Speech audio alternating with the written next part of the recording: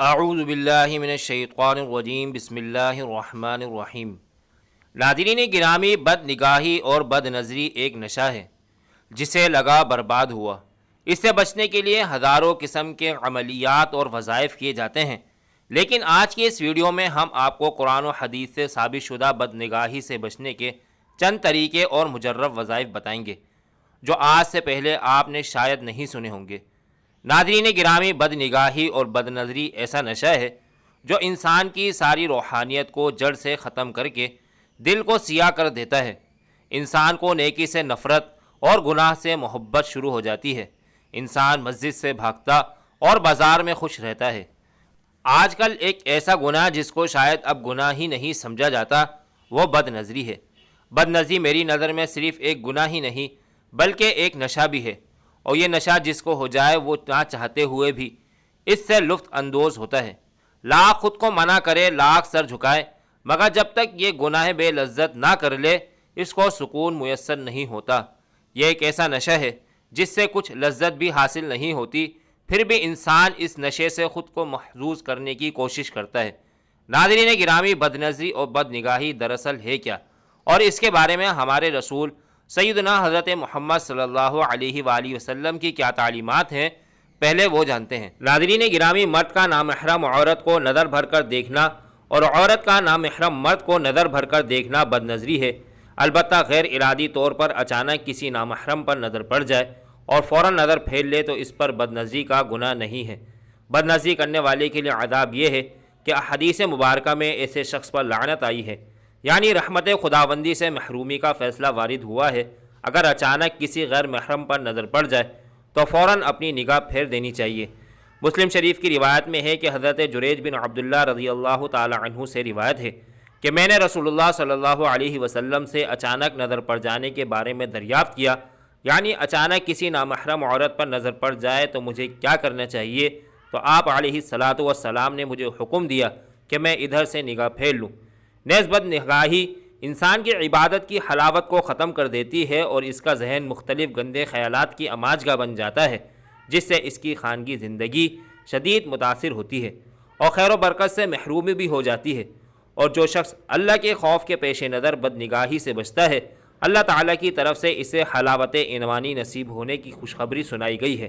قرآن کریم کی سورۃ نور آیت نمبر 30 میں ارشاد باری تعالیٰ ہے، ترجمہ: آپ مسلمان مردوں سے کہہ دیجئے کہ اپنی نگاہیں نیچی رکھیں اور اپنی شرمگاہوں کی حفاظت کریں، یہ ان کے لیے زیادہ صفائی کی بات ہے۔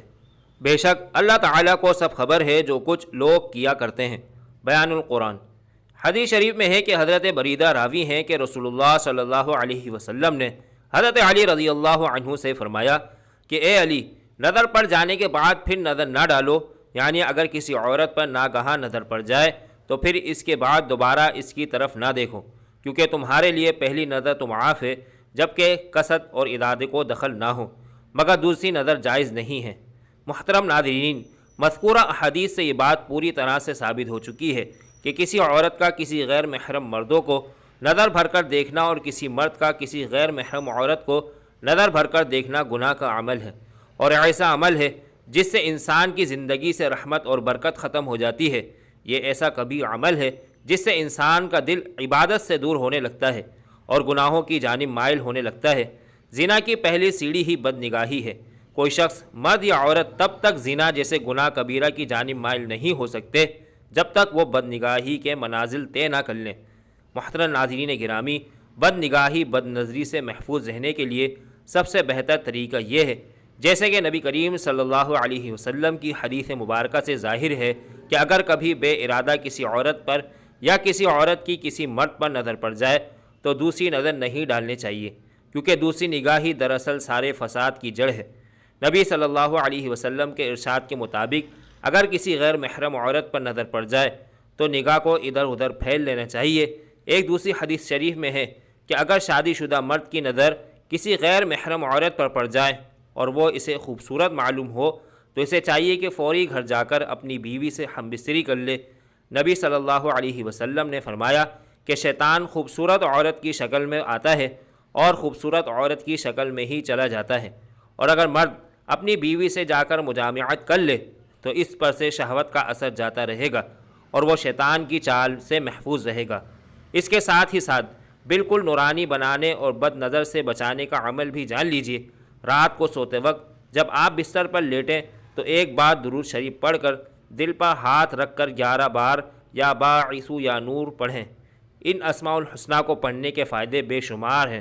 بزرگان دین بتاتے ہیں کہ اللہ کریم دل نورانی فرمائیں گے، اپنی رحمت سے مرتے وقت کلمہ نصیب ہوگا، اللہ تعالیٰ کشف کی اعلیٰ کیفیات عطا فرمائیں گے، اعمال کی برکت اور لذت سے نوازیں گے۔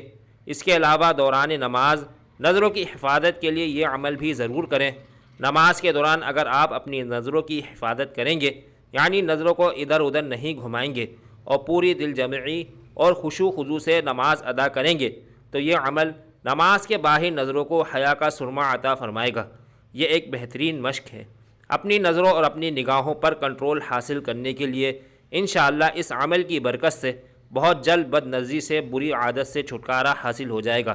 اس کے علاوہ ایک نہایت ہی مجرب عمل پیش کر رہا ہوں جس سے نہ صرف بد نگاہی سے چھٹکارا حاصل ہو پائے گا بلکہ دماغ میں جو شیطانی خیالات مثلاً گندے خیالات اور وساوس وغیرہ آتے ہیں وہ بھی دور ہو جائیں گے۔ بعض اوقات ایسا ہوتا ہے کہ بیٹھے بٹھائے ہمارے ذہن میں ایسے خطرناک خیالات آنے لگتے ہیں جیسا کہ خدا نہ خواستہ ہمارا کوئی بڑا نقصان ہونے والا ہے یا کوئی بہت بڑا ایکسیڈنٹ ہونے والا ہے۔ چلتے پھرتے اللہ کا بابرکت نام یا ممیتو پڑھتے رہیں۔ اس عمل کو اپنی زندگی کا حصہ بنا لیں۔